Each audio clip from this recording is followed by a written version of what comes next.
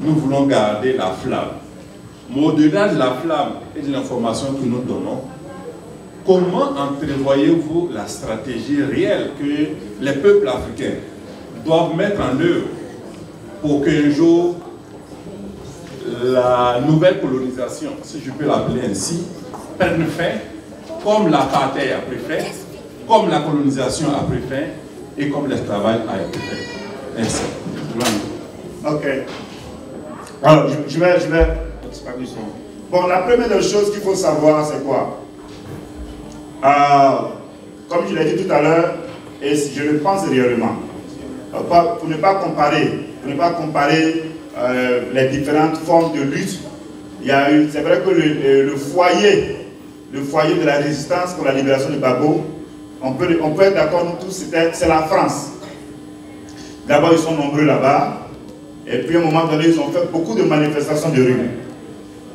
Donc on a eu des échos, on a été contents, et c'est important, et puis il faut continuer à faire cela. Mais les manifestations de rue ne sont pas la seule façon de mener le combat. Alors, la première chose qu'il faut faire, c'est ce que vous êtes en train de faire, être constant. Parce que si vous commencez une activité, et puis après 1 an ou 2 ans, et que vous arrêtez, ceux qui sont à la maison, qui pensent qu'ils veulent voir des gens qui sont déterminés, au moment où ils commencent à être prêts pour venir vous suivre, quand ils se rendent compte que vous avez arrêté le combat, ils vont se rendre compte que, bon, effectivement, ils vont se dire que vous n'étiez pas sérieux. Mais or, ici, selon les échos que j'ai entendus, malgré quelques difficultés, le Congrès ivoirien de la résistance continue le combat. C'est ça le plus important. Il faut être constant dans ce en quoi on croit. Voilà. Si on sait que, parce que si on veut mener le débat avec les, c'est ce qu'on dit d'ailleurs, si on veut mener le débat avec tous ceux qui disent que Gbagbo doit être en prison, et nous avons des arguments. Quand hier on a dit que Ouattara ne devait pas être candidat, les gens du Nord, tous ceux qui le soutiennent, les Occidentaux, ils nous ont dit que Ouattara doit être candidat. Parce que c'est Ouattara ou rien. Maintenant, demain vous venez vous dire non, que comme Gbagbo est en prison, bon, tout le monde n'a qu'à venir l'accompagner Ouattara et puis la Côte d'Ivoire va continuer. On dit non, ce n'est pas possible. Quand on le dit, on sait qu'on est dans la vérité parce que les arguments sont de l'autre côté. Ce que je vais te dire, je ne vais pas élaborer une stratégie ici. Bon, c'est bien ici d'avoir une conférence dans cette salle. Mais si le Congrès, il faut m'écouter très bien, si le Congrès ivoirien de la résistance décide d'organiser une conférence, ne serait-ce que tous les 2 mois, dans les grandes universités du Canada, j'ai dit bien une conférence tous les 2 mois. Donc au bout d'une année, ça fait peut-être 6 grandes conférences dans les universités. Monsieur Oudin est là, vous avez Grégory Proche, vous pouvez inviter Alain Toussaint, vous pouvez inviter tous ces gens qui peuvent s'exprimer. Vous les invitez, parce que c'est bien d'être dans un cadre où il y a des Africains, c'est bien, mais notre message là, c'est par rapport aux autres qui ne connaissent pas notre lutte. Alors j'étais un jour à l'ambassade du Venezuela, je rencontre un Haïtien. Comment ça va? Où il est maintenant? Oh, il est en prison. Il avait dur au pouvoir, n'est-ce pas? Il ne voulait pas partir. Je lui ai demandé dur au pouvoir, ça veut dire quoi? Il dit, mais non, ça fait 30 ans. Il dit, non, c'est ce qu'on vous a dit. Gbagbo au pouvoir, ça fait 10 ans. 10 ans, c'est différent des 42 ans de Kadhafi, ou bien les 30, ou bien les 28 ans de Blaise Compaoré. Alors donc, pour répondre à la question, si vous organisez ce message-là dans des universités, avec un public de blancs et un public d'Africains, et qu'aux États-Unis, ceux qui luttent là-bas font la même chose, avec au moins une conférence tous les 2 mois sur la CPI, et que les autres font la même chose dans les 28 États de l'Union européenne, je vous assure, à moins d'1 an, quand les gens se rendront compte que ceux qui luttent pour la Côte d'Ivoire souveraine ont organisé des conférences dans des universités et avec les institutions dites démocratiques, mais qui aujourd'hui sont obligés de nous écouter. J'étais récemment à La Haye, à une conférence sur la CPI et les Africains, perception et réalité. Bon, j'étais peut-être le seul Ivoirien là-bas, avec un Dom Jacob, je crois qu'il est dans l'équipe d'avocats du président Gbagbo qui était là-bas. Mais on était 2, on n'était pas nombreux. Mais quand on se lève pour parler, Parce que ça aussi, une des qualités du monde occidental. Ben, tu lèves la main dans une salle, ils vont tourner, ils vont te donner le micro. Alors c'est comme ça que on doit être présent là où les gens mènent le débat aussi. C'est bien d'être ici dans un centre communautaire, mais dans les universités et où eux-mêmes organisent les débats, si nous sommes là-bas, je vous assure, à moins d'1 an ou de 2 ans, vous allez voir le combat à quel niveau ça va être. Mais s'ils ne sont pas là où il y a le débat, donc on aura le sentiment qu'il n'y a pas de gens qui veulent nous écouter. Et ils existent. Et en Amérique, j'ai vu des Blancs qui n'ont jamais été en Côte d'Ivoire, mais faire des présentations sur la crise ivoirienne, et vous allez croire que c'est des gens qui parlent comme M. Bernard Oudin, ou bien comme un BT, ou bien un Atier d'Anzopé. Parce qu'il y a des gens qui croient en la justice. C'est à nous de les trouver, et c'est à nous de les impliquer dans notre combat, et c'est à nous d'être sérieux. Et c'est à nous de réduire les dissensions inutiles parfois qui divisent les communautés des Noirs. Voilà ma réponse à la première question. Merci beaucoup. Merci beaucoup. Laurent Gbagbo, qui a massacré personne, se retrouve au CPI. On sait que c'est un instrument entre leurs mains. Maintenant, malheureusement, j'aurais quelques remarques à faire au conférencier. Il nous dit que l'Afrique est libérée ou en voie de libération. Aujourd'hui, on a publié un article sur le webzine Les 7 du Québec. C'était un article sur une femme esclave en Mauritanie qui avait été réquisitionnée par sa patronne pour l'accompagner au Sénégal. Et à travers cet article, on apprenait qu'il y avait encore des milliers, si ce n'est pas des millions, d'esclaves en Mauritanie. Et le long de la ligne du Sahel.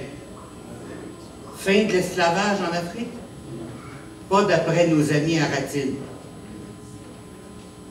On nous a dit qu'il y avait libération de l'apartheid en Afrique du Sud. Il y a quelques mois, 75 ouvriers africains, sud-africains, des mineurs noirs, ont été massacrés à la mitrailleuse. Ils étaient désarmés par l'armée sud-africaine. Fin de l'apartheid en Afrique du Sud? Je vous pose la question. Esclavage, apartheid, exploitation du prolétariat des ouvriers africains. Moi, je vous fais une remarque. Je suis assis ici depuis tantôt, ce soir, et j'entends les panélistes nous dire « On a le docteur un tel, on a l'universitaire un tel. » Posez-vous la question, combien d'ouvriers, travailleurs, producteurs de la richesse de l'Afrique, elle n'est pas dans vos mines. La richesse de l'Afrique, elle n'est pas dans vos terres, si généreuses et abondantes, dans vos forêts extraordinaires. La richesse de l'Afrique est dans les millions de travailleurs, certains paysans, d'autres mineurs, ouvriers, surexploités de l'Afrique. Le jour où vous aurez libéré, commencé à procéder à la libération de ces millions de travailleurs, l'Afrique ne sera plus jamais la même. Et Laurent Gbagbo est en prison pour une seule raison, sachez-le. Un jour, il a dit que peut-être le BIMA, quel numéro déjà le BIMA devrait peut-être déménager ses pénates.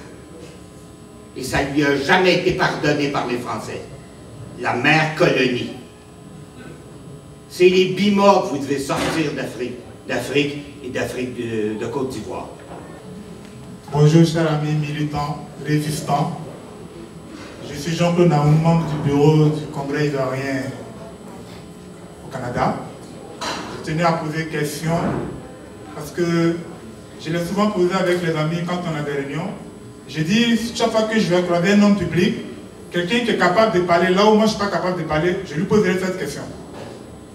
Il y a beaucoup d'affaires qu'on dit sur l'Afrique, mais il y a une chose pour revenir de façon singulière à la personne de Laurent Gbagbo, pas en tant qu'individu physique devant vous, mais Laurent Gbagbo en tant qu'homme philosophique, homme politique, parce que moi je sais qu'un jour l'homme physique mourra, il y a quelqu'un qui ne mourra jamais, c'est l'homme philosophique Laurent Gbagbo.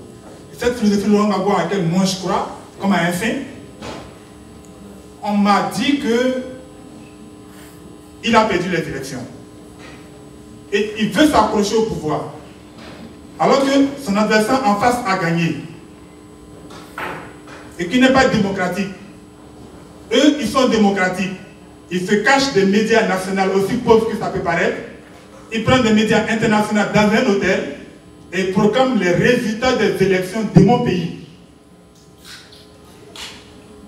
Et la communauté dite internationale la cautionne. Ainsi, Laurent Gbagbo vient de perdre le pouvoir. Il vient de perdre les élections, il n'a pas gagné. Il doit partir. Et la suite, il m'arrête. Moi, je dis, le même Laurent Gbagbo, en 2000, lorsque le président Guèye a organisé les élections, et que le conseil, le CEI, enfin, la CEI à l'époque, a dit que non, M. Guèye, vous n'avez pas perdu, vous n'avez pas gagné les élections, ce monsieur a été battu comme un chien, enlevé à son poste devant des caméras, traîné par les militaires. Les résultats ont été proclamés dans un bureau. Robert Guèye a gagné les élections. La suite, je vous en épargne. Mais lorsque les Ivoiriens sont sortis pour proclamer la justice et la démocratie, que Laurent Gbagbo a pris siège au palais présidentiel, on lui a dit, voilà ton frère dit non, non, non, moi je ne viens pas là-bas. Est-ce que vous pouvez appeler le monsieur qu'on a chicoté, frappé comme un gamin pour qu'il continue son travail? Le président de la CEI a repris son travail, il a continué à décompter les voix, il a programmé les résultats. La Cour suprême a appelé Laurent Gbagbo, il a prêté serment, il s'est mis au travail. M. Ouattara et tous ses amis disent qu'il a gagné les élections. Ça fait 4 ans, bientôt 5 ans. Où sont les résultats de ces élections? Vous qui parlez, moi je veux seulement qu'on me dise, on a encore la télévision, on a encore les chaînes françaises qui l'ont programmé vainqueur, qu'on nous dépouille ces résultats, qu'on nous donne ces résultats, qu'on nous convainc de la victoire de M. Ouattara. Sinon, qu'on arrête de nous tourner et que Laurent Gbagbo sorte de la prison. Je vous remercie. Oui, je voudrais juste faire une réponse à notre ami canadien qui, la gentillesse et, je dirais, la lucidité de connaître le vrai côté du dossier de la Côte d'Ivoire. Par rapport à l'esclavage et l'apartheid et les deux petites illustrations qu'il en a données. En Afrique aujourd'hui, quand on parle de l'esclavage en général, c'est un domaine très explosif. Parce que l'esclavage est aussi vieux qu'une autre chose qu'on appelle le plus vieux métier du monde. Et aujourd'hui, l'esclavage, effectivement, n'a pas disparu. Il n'a pas disparu en Mauritanie, parce qu'en Mauritanie en particulier, c'est un élément de l'organisation de la vie des nomades et des tribus qui vivent depuis des siècles dans cette zone de l'Afrique. Et on a même, si on fait des analyses sur l'esclavage dans ces régions-là, même un espèce de consentement, je dirais entre guillemets, une forme de syndrome de Stockholm, de la personne qui est en esclavage par rapport aux gens qui l'ont mis dans cette situation. Il y a d'autres cas, par exemple, pour les gens qui sont de religion musulmane. Dans beaucoup de pays africains, aujourd'hui, on organise le Hajj. La Côte d'Ivoire, Gbagbo d'ailleurs l'avait très bien organisé, alors qu'auparavant c'était un petit peu, comme on dit, ouïa-ouïa. Mais tous les ans, si vous avez 1000 pèlerins qui partent, il en revient 980. Et les 20 autres pèlerins restent en Arabie, dans des conditions non voulues.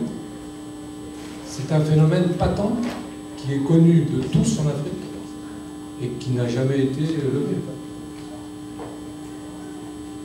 Et pour finir sur l'apartheid, je dirais que ce qui s'est passé à la mine de Marikana l'année dernière, j'y suis passé cette année à 2 km près quand j'étais en voyage chez nos amis sud-africains. Le plus grand drame, c'est que ce n'est pas un acte d'apartheid. C'est un acte post-apartheid où la police sud-africaine, exclusivement composée de Noirs, a tiré sur des Noirs sur ordre de dirigeants noirs. Si c'était des Blancs qui avaient dit tout ça, on serait revenu, ça serait plus simple. Mais là, c'est beaucoup plus compliqué. Ça s'est passé avec des gens qui étaient tous issus de la libération grâce à Mandela, et qui aujourd'hui, pour des raisons X ou Y, se retrouvent à se comporter pour certains dans des conditions qui sont celles de ceux qui les ont opprimés auparavant. Et ça, c'est beaucoup plus dangereux pour l'Afrique, pour le futur. D'ailleurs, je vous donne un exemple qui n'est pas plus tard que celui d'aujourd'hui. Le Premier ministre du Lesotho est actuellement en Afrique du Sud parce qu'il a été éjecté ce matin par l'armée qui a envahi son palais, qui a envahi les services de police du Lesotho. Et donc on a eu un coup d'État aujourd'hui en Afrique. En pleine Afrique australe, qui est en plus l'Afrique la plus développée au niveau des règles démocratiques. Donc il faut vraiment qu'on se pose la question. Et c'est pour ça qu'il faut revenir à des gens comme Laurent Gbagbo, qui sont totalement opposés à ce mécanisme. Et quand le jeune homme disait tout à l'heure, moi j'étais en 2000 à Abidjan, et ma maison était mitoyenne de la maison du patron de la Commission nationale électorale de l'époque, et qui avait été effectivement plus ou moins chicoté par les militaires de Gay. J'ai suivi ça quasiment minute par minute. Mais Gbagbo n'a pas voulu, il a dit aux gens, sortez pour préserver votre victoire. Et quand ça a été fait, il a demandé à ce que les choses se fassent dans les règles telles que l'a précisé notre ami. Et aujourd'hui encore, Gbagbo ne voudrait pas revenir au pouvoir par un mouvement populaire de la rue.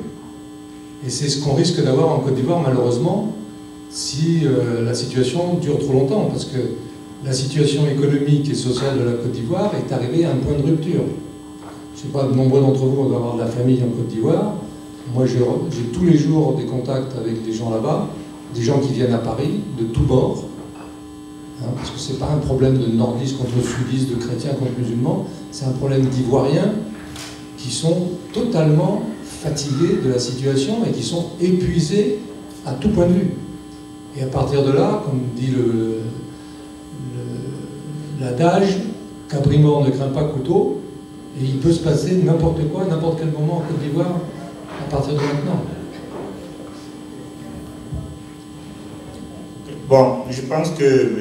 Boudin a donné une réponse par rapport à l'apartheid.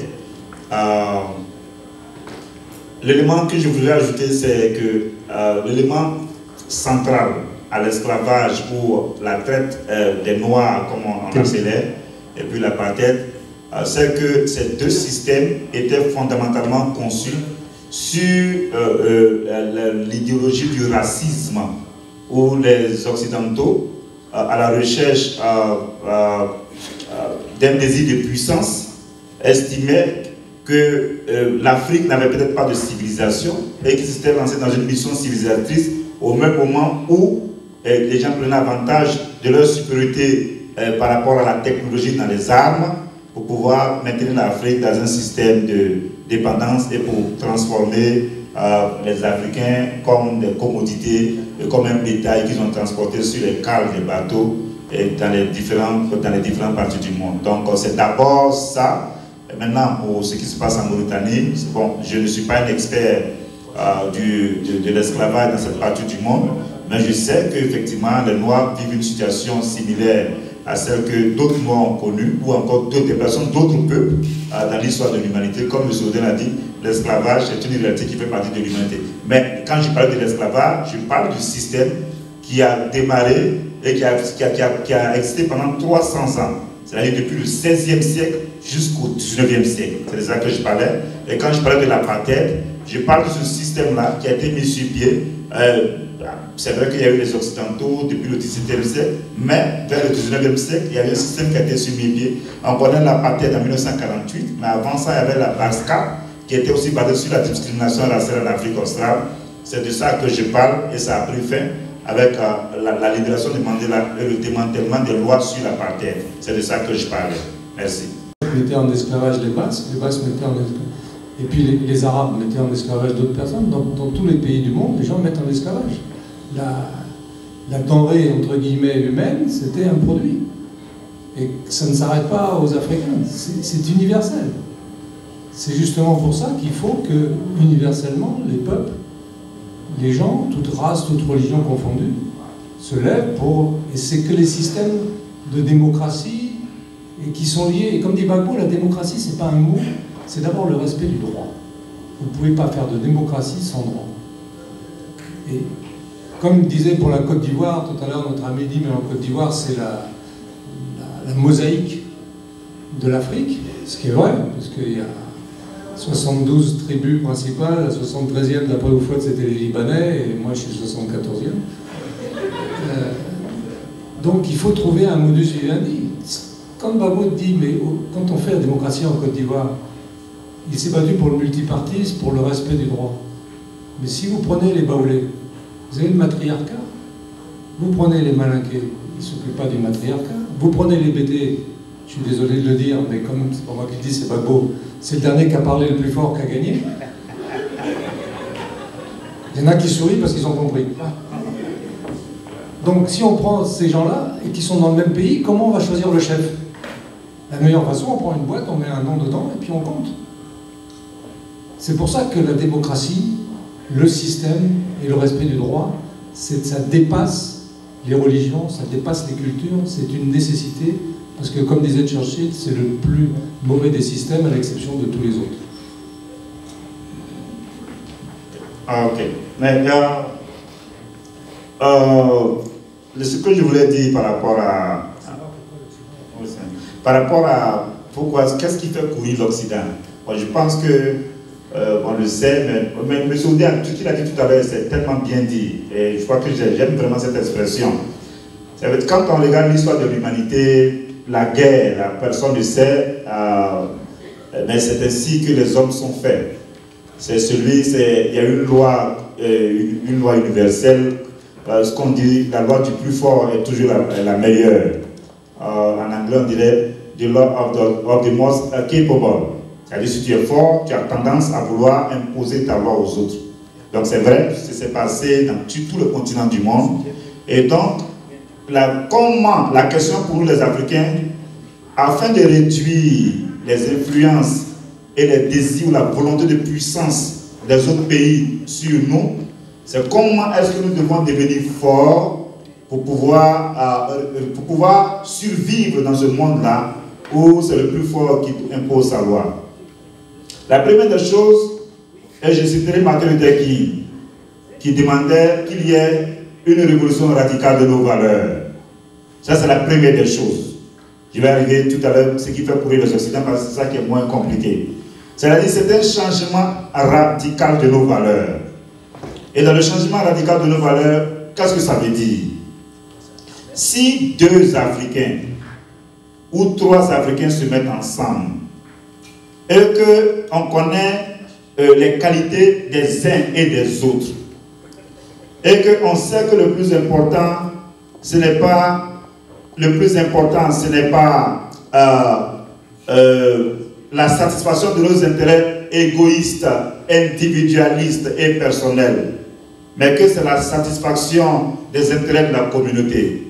Parce que la plupart des gens que vous êtes dans cette salle, vous n'avez pas travaillé avec Gbagbo Laurent, vous n'avez pas eu particulièrement des privilèges ou des positions quand Gbagbo Laurent était au pouvoir. Mais ce que vous faites là, c'est ce que nous devons continuer de faire. Des gens de façon, comment on dit ça en anglais, on dirait selflessly, c'est-à-dire de façon désintéressée. Ce qui vous intéresse, c'est le combat pour la justice. Quand on commence à faire des choses avec des intérêts et qu'on a en tête l'intérêt du bien communautaire, on sera en train de petit à petit d'avoir une nouvelle culture au sein des communautés africaines. Mais si on se met ensemble, M. Kofi, M. Nyaka, et Jean Hilaire, ou bien Banabé, et puis on est 4, et puis on se bat. Parce que je vais en profiter pour parler de quelque chose. Si, et ça c'est vrai, si aujourd'hui, il n'existe pas un mouvement unifié de tous les résistants ivoiriens par rapport au combat de la libération de Gbagbo Laurent, d'après vous, là, la faute là, c'est à qui? C'est à qui? Voilà.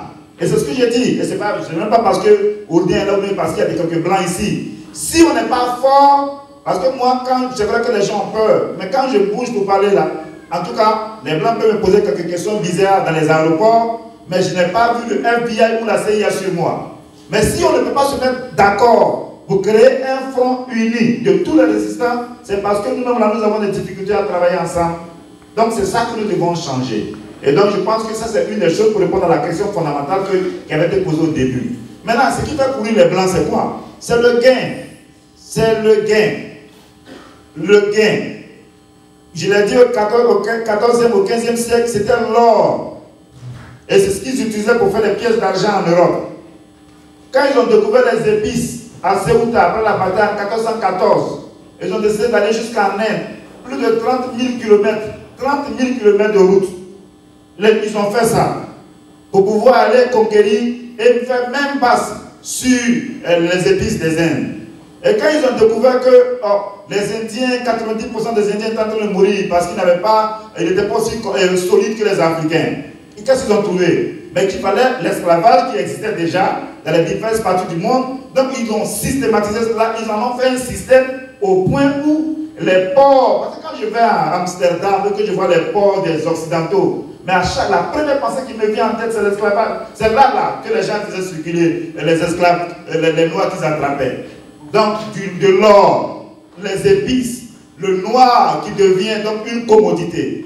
Et quand ils ont fini avec ces trois produits, et qu'ils ont décidé de faire la colonisation, ils se sont rendus compte que cette fois-ci, il ne fallait plus prendre les Africains, mais maintenant il fallait aller maintenant pour aller exploiter les ressources qui étaient sur le continent africain, dans le sous-sol. C'est ainsi qu'ils ont fait ce qu'ils avaient à faire, et la sève, je dis bien, les larmes, le sang et la sueur de l'Afrique là, et des Africains là, c'était la sève fondationnelle de l'industrialisation de l'Europe. Et c'est ainsi que, aujourd'hui, quand nous constatons ce qui se passe au 20e, au 21e siècle, s'ils ont besoin de l'or, et qu'ils ont besoin du pétrole et du gaz, et que le pétrole se retrouve en Afrique, donc ils vont mettre tout ce qu'il y a à faire pour pouvoir utiliser leurs moyens afin d'avoir accès à ces ressources. Donc c'est le gain. Maintenant, ce qui est important, et c'est ce que nous devons dire, c'est comme ça que nous devons parler, et c'est ce que j'ai découvert, et c'est quand on écoute, quand M. Bernard Oudin parlait du message universel. La justice, elle est universelle. Tout à l'heure, quand je parlais de Jean-Pierre Brissot, ou je parlais de l'abbé, qu'on appelle Henri Grégoire, ou bien je parlais tout à l'heure de Mirabeau, où on parlait de tous ces Robespierre. La Révolution française, là, quel que soit ce qu'on peut penser de ce moment-là, elle a eu un impact véritablement important sur la lutte pour la justice et la liberté des Noirs et puis de bien d'autres peuples dans le monde entier. Donc voilà un peu ce que je veux dire pour dire que c'est vrai, il y en a qui courent pour le gain, mais il y a aussi des Blancs qui luttent pour la justice, et donc nous devons pouvoir unir nos efforts afin de mener ce combat-là, qui est d'abord un combat pour tous les peuples. Donc il nous faut une alliance des peuples contre les pouvoirs d'argent dans le monde. Merci. La première minute s'adresse à M. Bernard Oudin, que je salue parce qu'il m'a déjà invité à Paris en juillet passé pour prendre un café. Bien, M. Bernard Oudin, je lui ai dit et je leur ai dit, moi j'aurais souhaité avoir des Bernard Oudin, des centaines de Bernard Oudin pour lutter pour la libération de Gbagbo. Qu'est-ce que je voudrais dire? Je ne veux pas voir Bernard Oudin au milieu des Noirs pour parler aux Noirs. On sait déjà les problèmes que nous avons. Mais M. Bernard Oudin, il a beaucoup de monde. Il connaît beaucoup de monde, beaucoup de Blancs qui sont influents. Et s'il menait une campagne pour avoir des centaines de Blancs, parce que même ici au Québec, on en a beaucoup. Donc si on pouvait avoir des Bernard Oudin ensemble comme ça, réfléchir sur comment libérer le continent africain, je pense qu'on gagnerait rapidement. Ça, c'est ma première remarque. Ma deuxième remarque, c'est par rapport au CIC. Le CIC, une conférence dans les universités, une fois, comme monsieur l'a dit, ce n'est pas suffisant.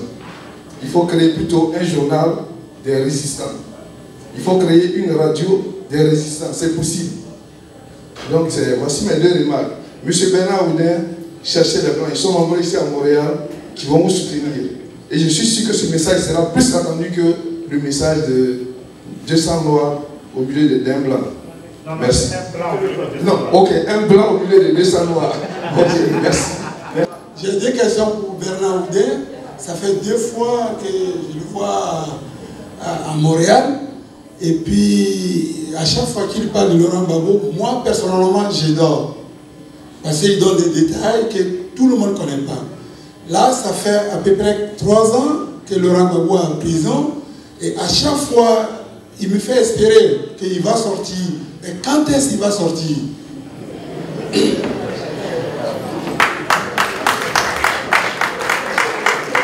Parce que l'homme Gbagbo, c'est un être humain, il vieillit. Alors, quand est-ce qu'il va sortir de là? C'est ce que j'aimerais que Bernard m'explique ce soir. Et puis, s'il a encore des nouvelles de Laurent Gbagbo, qui nous parle de ça? L'esclavage, tout le monde le sait. Moi, je pense qu'on déplace le débat. C'est ça ma question. Merci. Merci beaucoup. Déjà, moi, je ne me pose pas la question de savoir quand Gbagbo va sortir. Je dis Gbagbo va sortir. Bien que le jour et l'heure que je ne connais pas, comme je ne joue pas au loto, je ne vais pas répondre à cette question. Mais tout ce que je peux vous dire, et c'est ce que je dis au président, je dis moi je ne fais pas ça pour l'argent, je ne fais pas ça pour le poste. Je lui ai même dit, je vais vous faire une confidence personnelle, je lui ai dit un jour, président, moi, quand je viens vous voir à la si vous saviez les conditions dans lesquelles on fait pour rentrer dans la prison, pour traverser la cour avec un garde, rentrer dans la deuxième prison, repasser les services de sécurité et se retrouver dans une petite pièce avec le président, j'ai dit au président, moi quand je ressors dans l'autre sens et que je ressors sans vous, au nom de Dieu, comme on dit en Côte d'Ivoire, je n'arrêterai que le jour où vous serez sorti. Mais si ce jour-là vous êtes embêté pour me trouver du travail, je dis c'est pas le problème. Moi je vais m'asseoir au village. Mais je lui ai dit, il y a une chose que je ne m'empêcherai pas de faire, président. Si vous arrivez au palais, si Dieu le veut, moi je m'assois sur les marches et je dis lui il rentre pas. Parce que ce qu'on a connu jusqu'à aujourd'hui, il y a des gens qui se sont amusés, mais on ne va plus s'amuser du tout. Et Gbagbo est trop gentil, on va l'aider à être un peu plus méchant. Donc, c'est pour ça que je suis pressé qu'il sorte. Je suis d'autant plus pressé que je connais la liste des gens qui ne vont pas rentrer. Que je vais être là pour la voir. Donc, plus vite il sera sorti, plus vite je serai content pour plusieurs raisons. La deuxième question, vous m'avez dit, parler de la santé du président, mais j'ai dit ça tout à l'heure.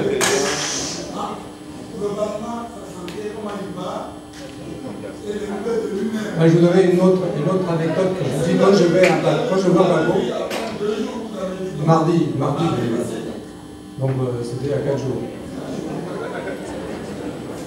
Mais je vais vous dire une anecdote. Moi, je n'avais jamais visité quelqu'un en prison de ma vie jusqu'au 20 décembre 2011 où j'ai vu Gbagbo pour la première fois en prison à l'Aïe. Et quand je suis sorti, on m'a dit, c'était comment? J'ai dit, j'imaginais quand on allait en prison, qu'on allait réconforter le gars qui est dedans pour l'aider à passer le mauvais cap. Et j'ai dit, quand moi je suis sorti de la prison, c'est Gbagbo qui m'avait réconforté. Et à chaque fois que j'y vais, c'est la même chose.